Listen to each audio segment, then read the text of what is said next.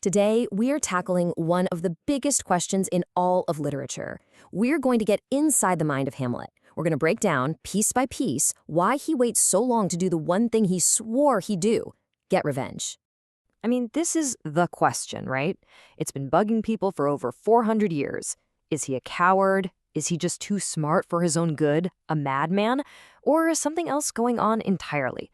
Well, we're going to unpack this whole mystery layer by layer. So here's how we're going to do it. First, we'll look at the impossible task he's given. Then, we'll dive into his deep, deep melancholy. After that, the prison of his own mind, his fear of what comes after death, and finally, what it is that ultimately makes him act. Okay, so let's set the scene. The whole story really kicks into gear when the ghost of Prince Hamlet's father shows up with one bone-chilling command. Now, on the surface, this sounds pretty straightforward, right? Your dad was murdered by your uncle, that same uncle then marries your mom and swipes the throne. The mission seems clear. You gotta kill King Claudius. But, as we're about to see, this command isn't a call to action, it's an almost unbearable weight on Hamlet's shoulders. And this is absolutely crucial. The first layer of his hesitation was there before he ever saw a ghost. Hamlet is already, completely drowning in grief and just this profound disgust for the world around him. He famously calls the world an unweeded garden that's just been left to rot. To him, everything is weary, stale, flat, and unprofitable. He's so consumed by this existential dread that he literally wishes his own flesh would melt. This is not a guy who's ready to jump into a noble quest. Not at all.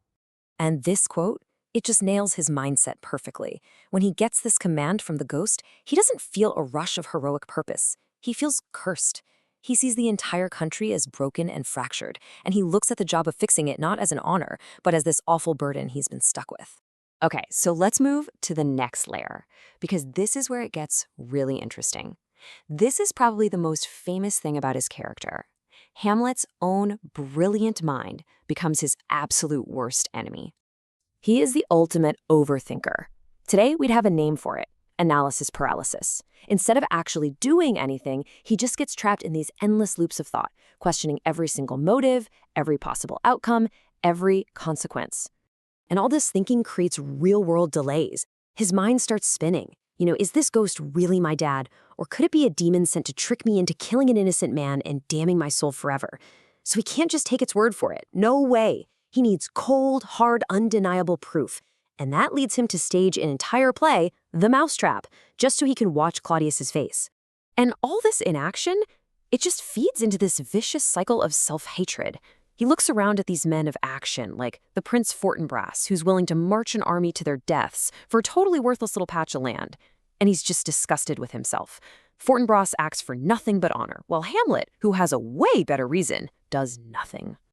And this is what you get. He completely tears himself apart in private, calling himself a muddy, meddled rascal, just totally ashamed that some actor on a stage can cry for a fictional character with more passion than he can show for his own murdered father. And of course, that shame just paralyzes him even more. So, we've got melancholy, we've got overthinking, but there's a third, even deeper layer to all this hesitation, a really profound religious and moral fear of death and whatever comes next. I mean, in his most famous speech ever, To Be or Not to Be, he spells it out for us. He basically argues that the only reason we put up with all the pain in life is because we're terrified of the unknown that comes with death. This undiscovered country, as he calls it, is what paralyzes our will and makes us second-guess any big, final, irreversible action, like, say, murder or suicide. And you see this fear play out in what might be the most frustrating scene in the entire play.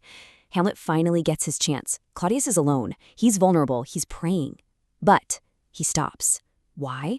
Because he realizes that if he kills Claudius while he's confessing his sins, his soul will go straight to heaven. And for Hamlet, that is not revenge. So he makes this chilling choice to wait for a moment when Claudius is sinning, so he can kill him and make sure his soul is damned and black as hell. His obsession with the perfect revenge creates yet another delay. Okay, so after all of this thinking, all of this planning, all of this moral debate, how does the revenge finally happen?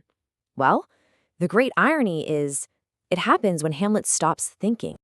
And that is the huge paradox of this play.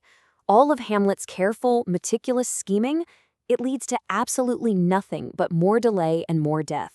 The only times he actually moves the plot forward are when he acts on pure, raw, unthinking impulse.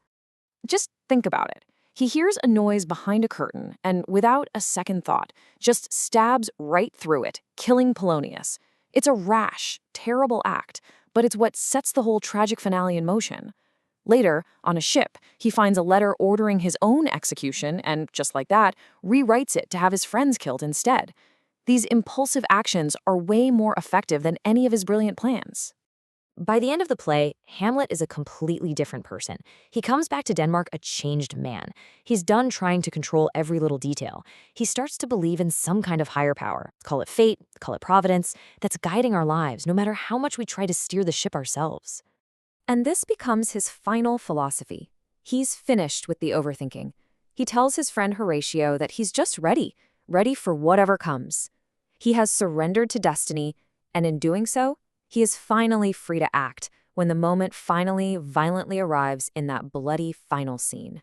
So we're left with this massive question. Is Hamlet's delay just a simple character flaw that leads to all this tragedy, or is it something much deeper? Is it Shakespeare's timeless look at what it means to be human? Our struggle with grief, with our own thoughts, with morality, with trying to find our place in a world that feels completely chaotic. I think that's the question that keeps us coming back to this masterpiece hundreds of years later.